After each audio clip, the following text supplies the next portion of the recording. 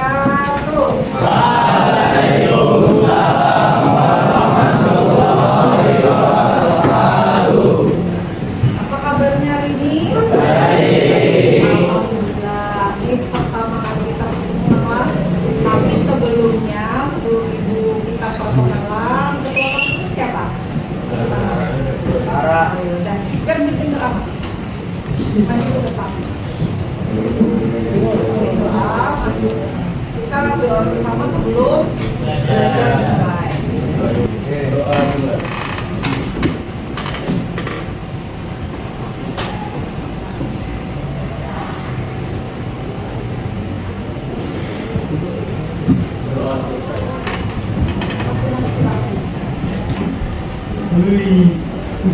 Ibu mengenal kalian, ibu mau memperkenalkan diri ibu. Pasti keluarga bertanya-tanya, ini siapa?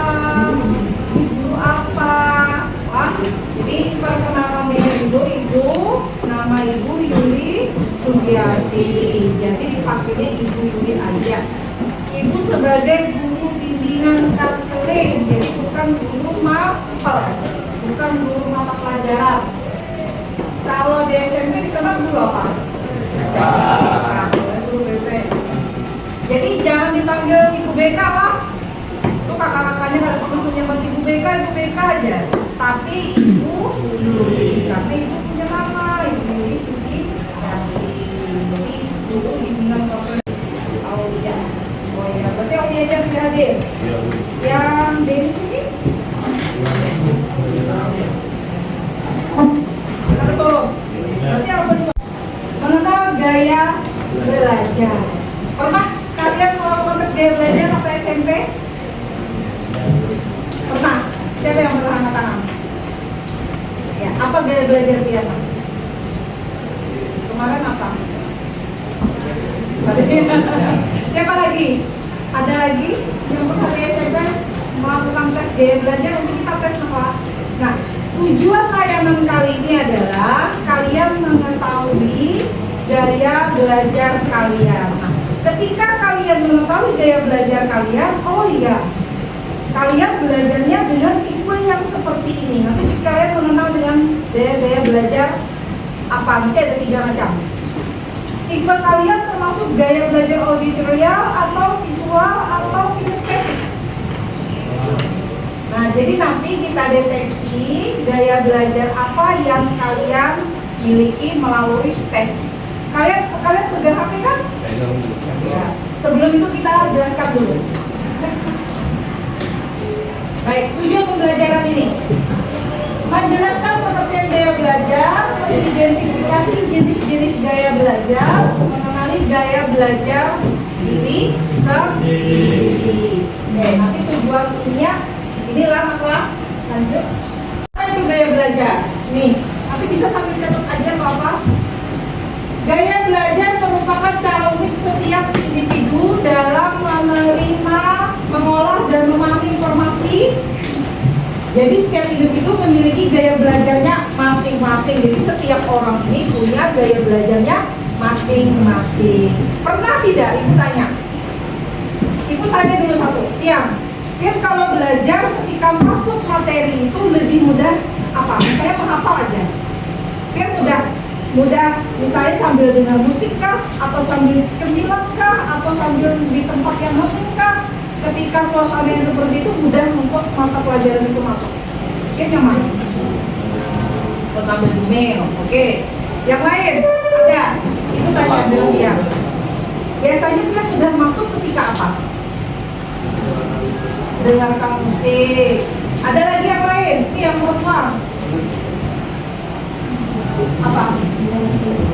Sambil mendengarkan musik. Ada kan belajar. Nah, kalau ibu belajarnya lebih suka dalam keheningan, tapi sambil berbicara. Misalnya ini ada buku.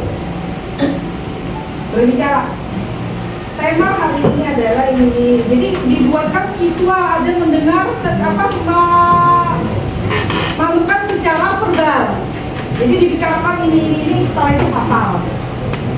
Kan ada juga yang dalam keheningan diam aja mimpi. Ketujuh gambar aja. Ketika melihat gambar dia suka. langsung masuk ke dalam otak dan pikiran. Nah, itu sebenarnya tipe-tipe yang seperti itu yang harus dia pahami. Aku tipe yang termasuk apa ya udah belajar. Nah, ini gaya belajar visual. Anak dengan gaya belajar visual biasanya lebih mudah memahami lewat gambar, diagram, warna, grafik. Selain itu lebih menyukai catatan rapi yang struktur. Ada tidak di sini ketika belajar suka melihat gambarnya aja, tapi kalau melihat tulisan nyokanya koler membaca. Ya, ya. Nah, kita sudah terdeteksi kan? Berarti, oh aku sudah mendeteksi gaya belajar visual. Tapi ada yang kombinasi. Lanjut. Gaya belajar auditory. Gaya belajar auditory cenderung belajar melalui pendengarannya. Anak dengan gaya belajar ini lebih senang mendengarkan diskusi penjelasan lisan, membaca dengan suara keras. Nah, siapa yang belajar sukanya dijelaskan oleh orang lain? Lihat lagi, berarti Pian ada dua komunitas. Nanti kita lihat tesnya anak laki Pian. Nih, ini. Oke, jadi ada yang tipe kategori gaya belajar yang tidak suka dijelaskan. Misalnya ini ibu ceramah, ada yang bete kan? Tapi ketika si guru yang menjelaskan secara diagram atau apa, aku semangat tanya. Itu bedanya untuk auditory. Lanjut tuh, gaya belajar kinestetik. Nah, Pian mau ke SMK 5 berarti banyak apakah kalian termasuk gaya belajar kinestetik? Anak dengan belajar kinestetik lebih senang belajar dengan aktivitas fisik. Atau dibuka ada kotanya kan? Ada kota cerah, ada apa? Oh ya, nanti yang ada aja. Ya? Ada. Tapi nanti habis itu kita mau kawan lah. Kawan. Biar dia aplikasi tapi namanya dia. Punya kawan lah. Sudah? Sekarang Pugongnya cari Google.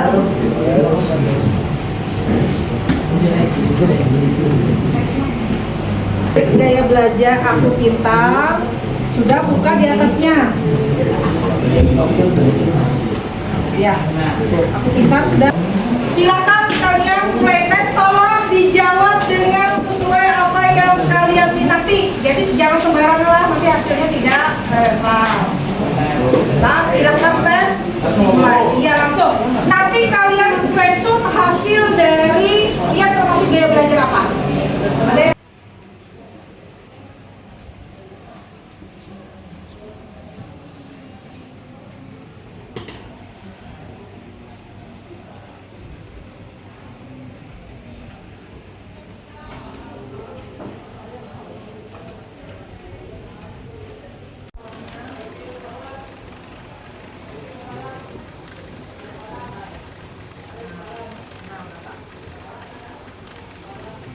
jawaban, nah ini tulis saja semua. Habis itu di sini analisis gaya belajar, temanya pertama visual. Yang lebih dominannya adalah visual. 1, 2, 3, 4, 5, 6, 7, 8, 9, 10, 11. Kalian tadi sudah melihat hasil gaya belajarnya masing-masing. Ada yang visual, ada yang kinestetik, ada yang auditory, ada yang apa persenannya sama antara kinestetik dan visual sama 30. Apakah hasil belajar itu cocok? Ibu mau tanya Pian, cocok ada hasilnya? Cocok. Ada yang tidak cocok? Pian cocok hasilnya? Cocok. Ya, sama. Baik, mulai.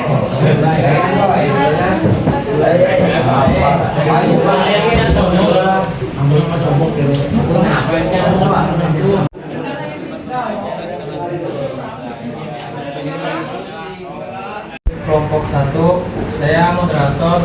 Nama saya perkenalkan anggota saya dari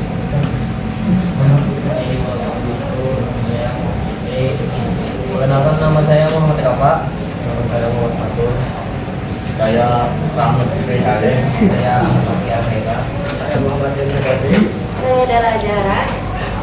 Jadi kami ingin mempresentasikan hasil diskusi kami tentang kendala belajar dan cara belajar terbaik.